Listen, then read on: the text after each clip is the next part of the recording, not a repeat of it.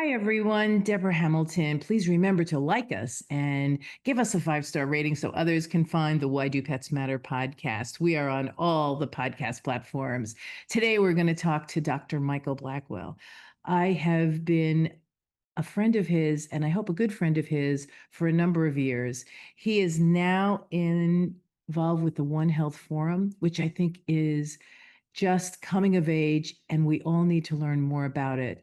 It will help us understand how important and why pets matter to us. So let's listen to what Michael and I had to say. Hi, I'm Debra Hamilton.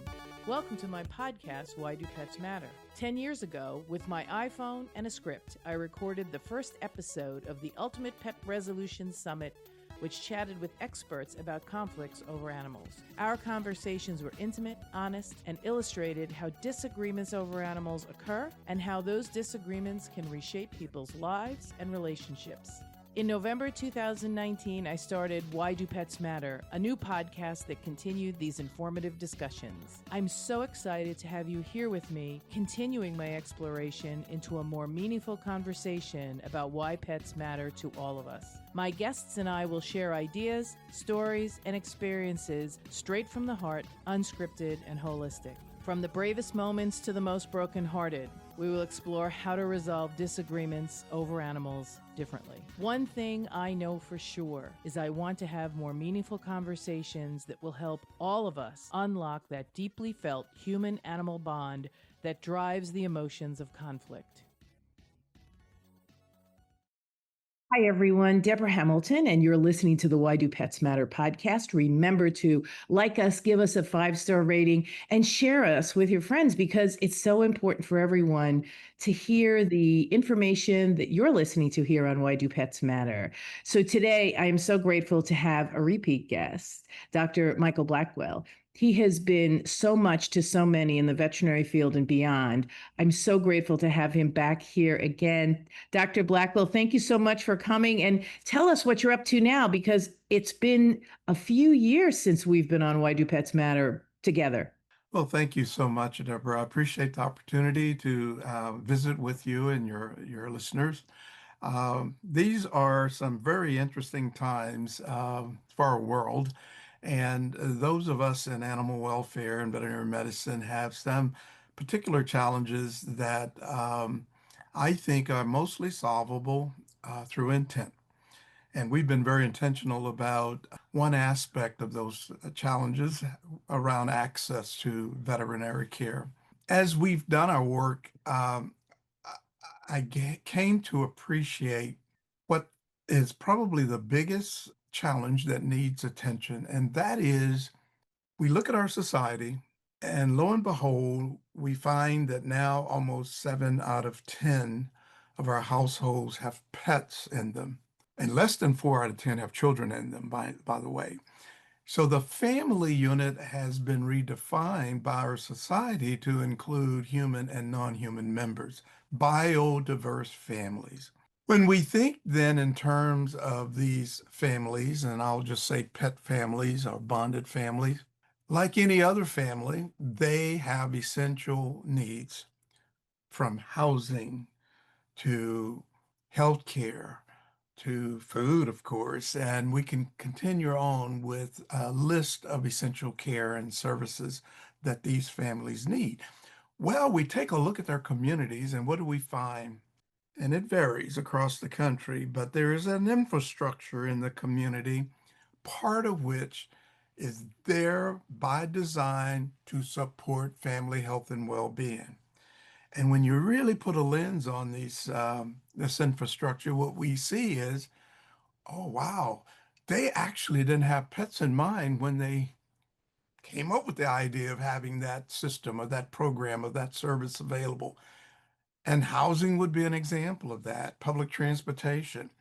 Yet the families of the community are these biodiverse units. So we believe, and this is transitioning now to a more specific answer to your question, our work today is about improving the level of coordination, collaboration, alignment among four sectors that are important for family health and well-being.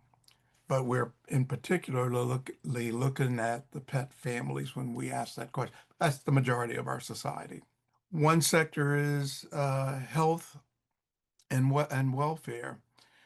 When we ask ourselves, is the healthcare system fragmented or is it really well coordinated?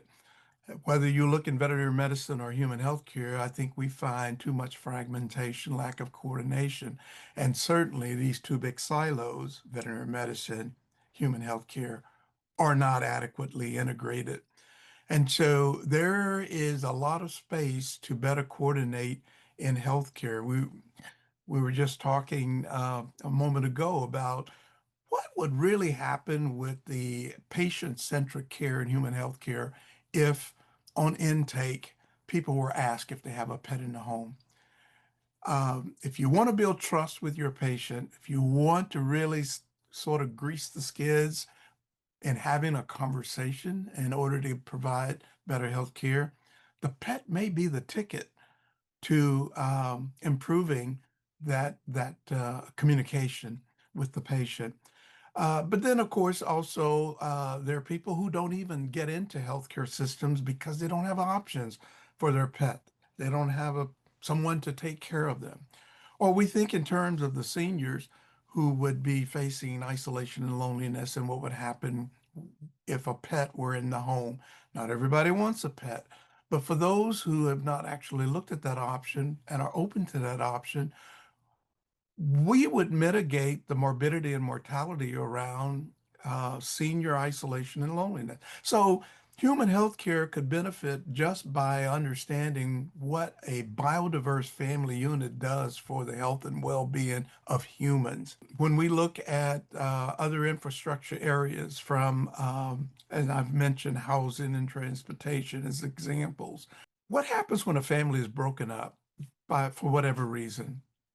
Well, there's a trauma, and that trauma definitely imparts something that is not health benefiting. If that member that's lost is the pet due to relinquishment to a shelter, because housing is not secure unless the pet is absent, we can do better. We can do better. Excuse me, when we think of other areas, and I will not continue to go down this road, but just simply saying our infrastructure can be improved that would better support pet families who make up the majority of the community. And by doing so, it lowers costs in healthcare. It lowers costs when we are dealing with families that are breaking up, and so on and so forth. So here are the three things that we're doing to bring that about. We have a strategic mission that involves a One Health Forum, which was established in August of last year. It now has more than 8,000 members. We're continuing to work to diversify it so that we have more human health care, social service, public health, lawyers, health economists, and across the board um, to engage in an exchange of ideas on a forum. We will be launching a journal to be announced later this year, the Journal for One Health Society, aligning families, pets, and essential care systems. It will be a landing place for scholarly work, whether it's researching innovative ideas about collaborations or new clinical procedures that are actually translational to humans and the non-humans, or educators, so that we start to have a go-to place in this world for people to find this cross-sectorial, cross-sectional, interdisciplinary scholarly material. And then thirdly, launching an annual One Health Society Summit. We will be announcing that at this year's American Public Health Association conference in Washington, D.C. And the inaugural summit will occur at the American Public Health Association meeting next year. It will be a recurring annual event. And again, the intent is to bring together a cross sector group of people who see at the heart of the work the core being the pet family and whether they are in fact enjoying support that they need with essential services and care. You said so much that was so impactful to me because it's not necessarily dismissing those who don't have pets. If you don't have a pet, we support that. That's everyone doesn't have to have a pet. But pets do matter, name of the podcast. And if in fact pets matter, there are a lot of things that people avoid doing because they can't take their pets with them. I mean, we just did I think it's what, the 10th or 20th year from Katrina, where people lost their lives because they didn't want to leave their pets behind.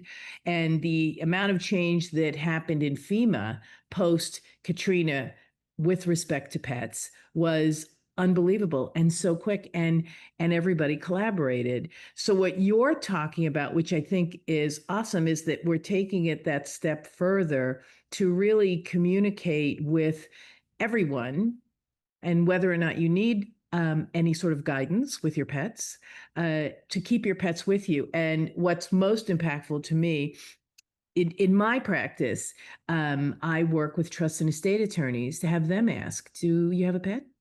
They sometimes don't even ask if you have a pet. Some of the more enlightened trust and estate attorneys do, but some of them don't. And then they don't realize that you can't just put the plans for the pet in the will, because then the person has to die.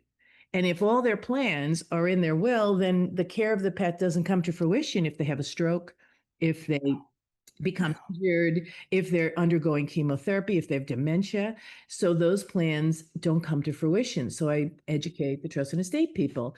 Um, Domestic violence, there's a huge discussion now, especially in veterinary medicine, on what is the requirement for veterinarians to decide whether or not an animal is suffering any sort of abuse, and is that an abusive household, just an abusive person? Who is it?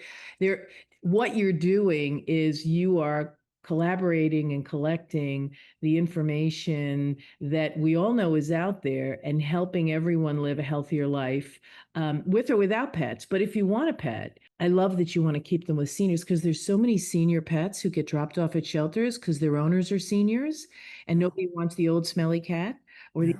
smelly dog. And yet I have a neighbor right now, you would love it. Her pet died, and in her church, there was someone looking for someone to walk their dog because they didn't want to have to get rid of it. So every morning at 7 in the morning, she gets up and drives over to this older woman's home, takes the dog out for a walk, loves up on the dog, and then comes home. Unless you ask, right? You don't know that there's somebody who's just lost their dog, but maybe can't afford to get a dog, who would love to co-own, so to speak, a dog with you, in the Yeah. come over and walk it. I'll come over and take it to the vet. I'll do whatever I can because you can't, but then we can share this animal. There's Yeah. so much to be explored Yes. in this venue because, as you and I both know, if you have a pet in your life, it really does create. I've just changed the slogan to Hamilton Law Mediation from solving problems to being the person your pet thinks you are.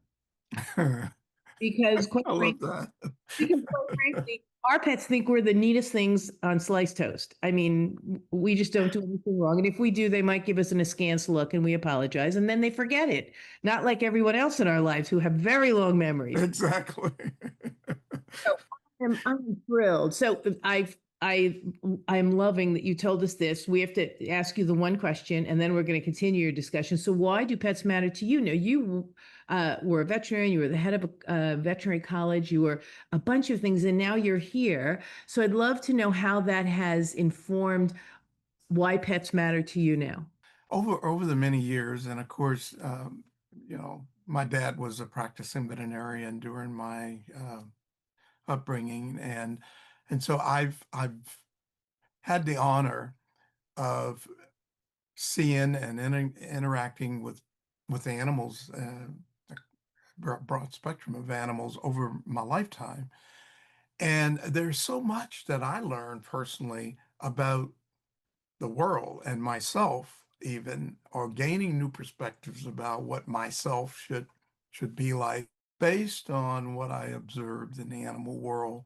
It never ceases to amaze me how family social units among a number of species of animals operate. And I'm not talking about just the higher forms like primates. The societies, like take a little ant that people just don't even see exist out there. And you look at their societies and you just think, man, how these beings come together and collaborate and take care of one another and so forth. And then I look at what we humans are up to, and it just is so disappointing. And so, in a larger sense, humans have a lot to learn from the animal world. And if we would just incorporate many of the lessons out of the animal world, uh, we would be a better species on this earth.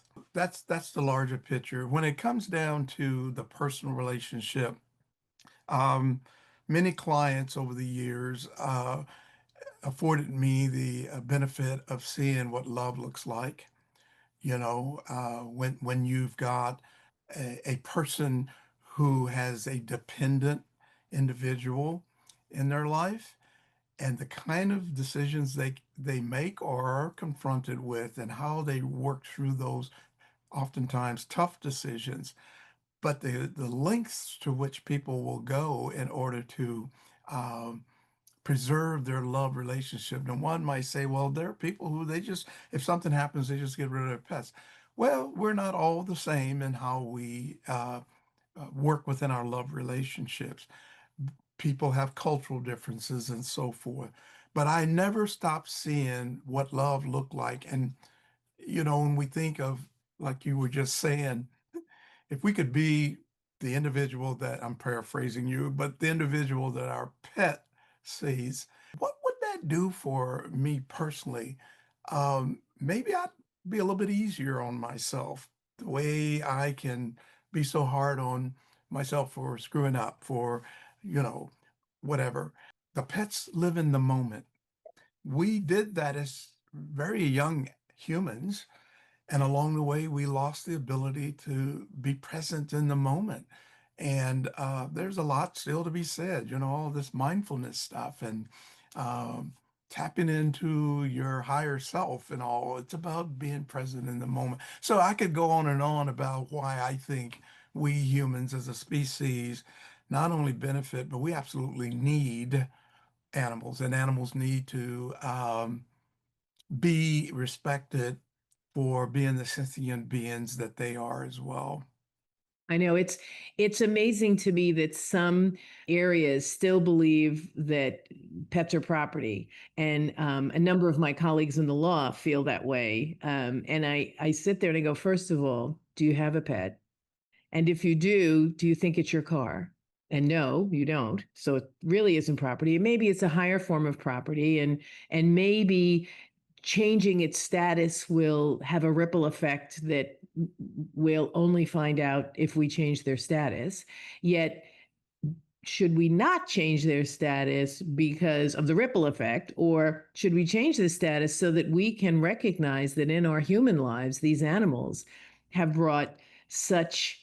I'm thankful I live in a country of laws. Laws make things better, is my sense, and the regulations and public policies that flow from those laws. As black and white as laws can be, unfortunately, laws are not always guaranteed to be in sync with where society is. So the law says personal living property, and it's not the government's role to take care of your personal living property and so forth. Don't use my tax dollars for Debra's plants at home. But you know what society has done? It's moved past that because society says, nope, screw the law. We're going to lock you up because you abuse that individual. It's your personal living property, you said, under the law. Sorry, dude, you're going to jail. You're going to be fined because we don't tolerate that behavior toward these individuals in our society. So even though we've not put a name on it and We're codified it, respecting it. our society has already recategorized these individuals called companion animals or pets because they're family members in our communities. And they make our lives whole. It was Roger Karras who said they may not be our whole life, but they make our lives whole. Whole. That is absolutely right. I know that without the dogs that have passed through and left their paw prints on my heart, I Mm, would be a different person. Every single pet changes your life. yes. When friends and loved ones and colleagues lose a pet, I always say this is the worst day of your life. Absolutely. However, looking back, you wouldn't have wanted to miss the adventure. There you go. You say such powerful words.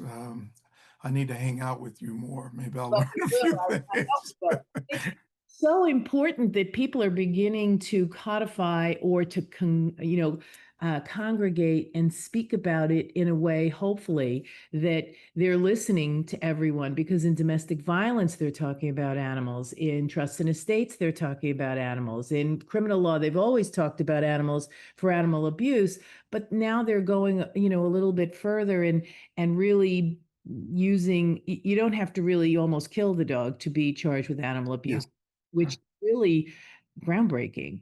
yeah. And so in our world where we care for our humans, I mean, and I know that Meals on Wheels, what, 25 years ago, said that half the people who they dropped off food for gave it to their pets as well. And it was like, I should have had a V8. Yeah. How did we not realize that we needed to provide food for the care of their pets? And I loved that you said, our older people, in order to want to get out of bed in the morning, Oh, yeah. if they have a cat, so it's a little easier with a cat, Yeah. a little more physically challenging for you to have a dog. However, maybe that's what you need. So you get out of the house. I know I have two dogs, and walking them every morning, I have to walk them every morning because they say, hey, hello, stop, get out of bed. We got to go for a walk. But that keeps us, really physically active in at least a little bit. Yeah. So for me, when I'm counseling people whose parents are getting older or who have pets, I have a plan called the MAP plan, navigating the journey your pet takes when you can't care for it. And in it, you take the time to decide what's going to happen to your pets when you're, our age. Because when we're older, then our family takes over and nobody can take the cat because it's smelly or the dog that's whatever. And if you plan for it before you need it, then when it happens, it gives people guidance on what you wanted to do with your pet. And so, like you said, if you take these pets away from older people, their ability to um, rebound from losing this animal is really compromised. I'm sure you've seen that where older people Yeah. have their pets taken away because they're either going into assisted living or they're going to live with a family member and their dog doesn't get along with the other dog or whatever it is.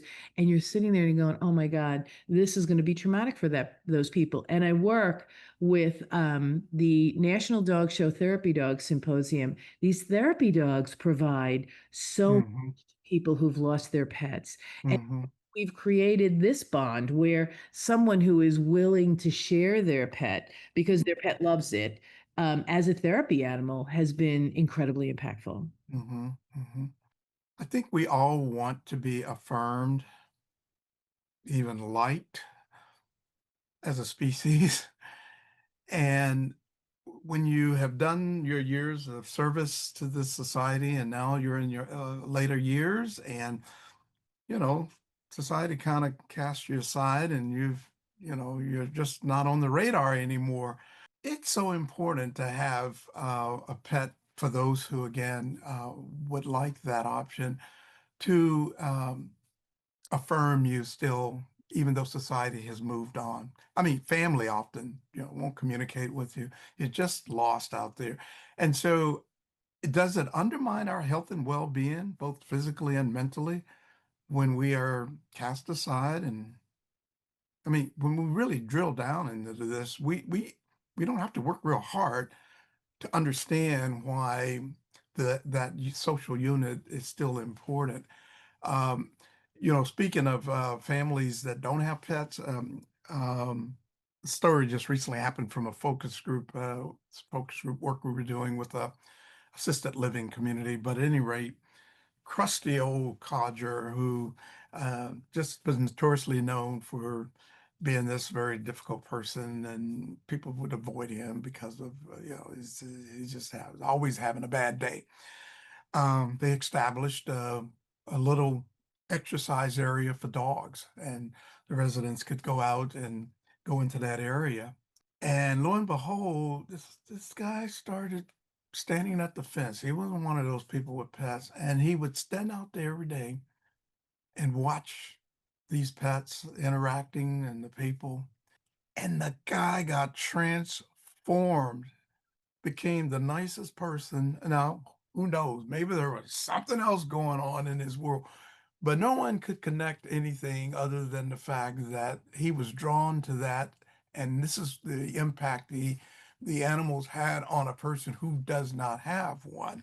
So when I think of our communities at large and these opportunities to take a step back and say, well, in what ways are these individuals in our community able to help us be better humans, even if I don't live with one? There's a lot to be explored there. Things that we just don't know. We don't know what we don't know. And until we choose to look and seek those opportunities to improve our communities, we won't. One other thing I should mention, society has shifted due to generational changes. So when we look at Gen Zs, and I suspect Gen Alpha will be similar, uh, the decision to live with pets far exceeds previous generations. And so if we're talking about having healthy communities, and our communities are made up of these units, these social units, these biodiverse family units, then it doesn't take a rocket scientist to see where the misalignments are and where future work is needed. I think the laws and public policies, well, no, the laws will catch up with where these changes need to occur. That's not unusual. The laws are not the first thing that changes. It's the need that's been identified, and public policies start to be implemented, but eventually some things get codified to, Studies change what goes on. They just yeah, need a few studies because remember, Michael, you and I are you're probably younger than I am, but I it don't think so. I'm much older than you. I don't think I'm older than dirt. But remember when we were younger, there was no degree in human animal bond. I mean, we all knew it anecdotally that if you pet a dog, you felt better. And now look at what has exploded at the University of Denver at Green Chimneys, where they have used, Aubrey Fine started the pet therapy and it's taken off. Uh, we are learning so much. And I think one thing I would love to ask you about, I think that we are appreciating our animals more than just being beings, but rather appreciating what they bring to the table because it is making our lives whole. The Pew Research Center and others do national surveys, and the families with pets at 97% are saying they're family members. I don't think these people are confused about the word family nor member. The society is saying to us who these individuals are. And if people are choosing, and let's just deal with this so-called elephant in the room, you'll know what that term means. I had to remind myself in speaking to these younger generations, they probably don't even know what I mean when I say that. But you, yeah, well, if you can't afford a veterinarian, you shouldn't have a pet. And Deborah, the thing that is so unfortunate about that statement, as logical as it may be, Absolutely. the relationship is not the problem. It's the lack of systems to support such relationships. Or to put it another way, well, who signed you up to be able to tell people who they can have as family? I mean, do we really want to do that? We don't want to do that. I don't.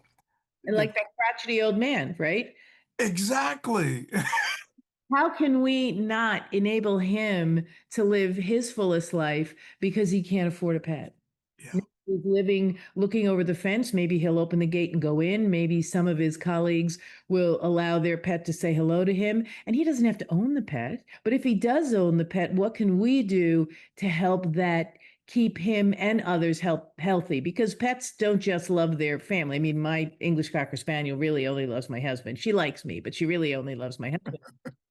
You know what? She gives me love. She gives me attention, and we shouldn't really dictate that. I 100% agree with you. And there are ways to find the means to the end.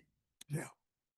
Yeah, you said it earlier about shared ownership, I believe in the story that you shared, which was a great one. The benefits to humans definitely transcend those only who live directly with the pets. This world has more of those kind species than us humans. I mean, vastly more. It wouldn't be a healthy world without what the animals do on this planet. We talked about the ants before, but how many people really don't appreciate what bees are doing? Oh my God. I was Oh, going to say, wait, what about the bees? and we walk out of our dwellings and the birds are actually background noise or just not consciously perceived as being there. And and yet the energy, when we think of the energy that animals embody, um, and the fact that we are energized beings ourselves, we should never think that we're isolated from the world. And if the energy fields are merging in various ways, it's either a positive thing or a negative thing, but by most metrics, there's a positive outcome with the merging of our energy with the animal species. There are exceptions, of course, but Absolutely. I mean, I'm thinking that there are times when people maybe shouldn't have animals because they haven't really had the emotional security themselves in their own human family yeah, to necessarily understand what a pet might need from them. yeah, But I'm not sure that that can't be overcome and taught, exactly. and maybe help the person overcome the trauma that they experience that disables them from understanding the difference between love and pain and things like that. It's, it, I think it's, for me, sometimes we carry some bias into the room, and I'm always biased in having people have a pet because I think you're better for it. Uh, and there's the bias that's like, well, maybe you aren't necessarily in need of a pet, but like the Braccio man, he lived vicariously, and maybe that's where you start. So Yeah, love what you're doing. I love what the association, the One Health Forum is doing. I mean, these are things that we know better now, so we need to do better. yeah, yeah. That's well put. Yeah. Another way to put it, when we think of the costs of bringing about more aligned collaborative systems, we must ask ourselves, well, what are the costs if we don't do that? To human And animals. yeah, well, you know, there are external impacts that don't get measured. So when that person who uh, is subject to act out or whatever because of the background, like you were just sharing, um, and that goes unmet by any means, well, there's going to be a societal cost associated with that being untreated, unaddressed. If the pets represent a certain expense to addressing that, how does that compare with, well, we got the criminal justice system and we've got some of these other mechanisms that we've set up. Are we really being smart about this? I agree. I agree 100%. Michael, we could talk for like hours, and I can't believe that we're at the end.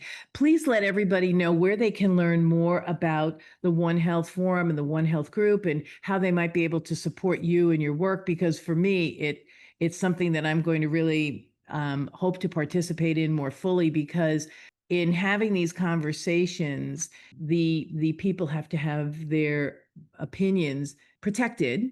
It doesn't mean I agree with you, but I can acknowledge and appreciate how you feel. And in that, traveling that road helps Yeah. people get to the next place. So how do they get in touch with you?